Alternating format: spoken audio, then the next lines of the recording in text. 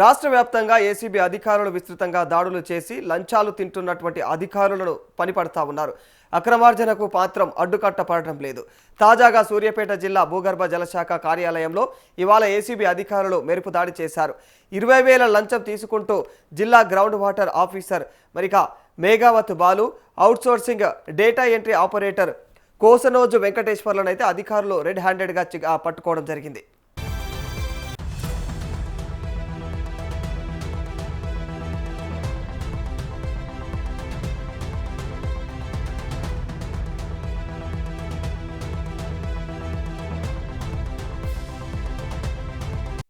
రాష్ట్ర వ్యాప్తంగా ఏసీబీ అధికారులు విస్తృతంగా దాడులు చేసి లంచాలు తింటున్న అధికారుల పని పడుతూ ఉన్నా అక్రమార్జనకు మాత్రం అడ్డుకట్టపడడం లేదు.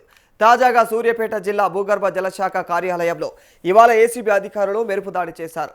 20,000 లంచం తీసుకుంటూ జిల్లా ground water officer Meghavath Balu, outsourcing data entry operator Kosanoju వెంకటేశ్వర్లను అధికారులు అయితే రెడ్ హ్యాండెడ్గా పట్టుకున్నారు.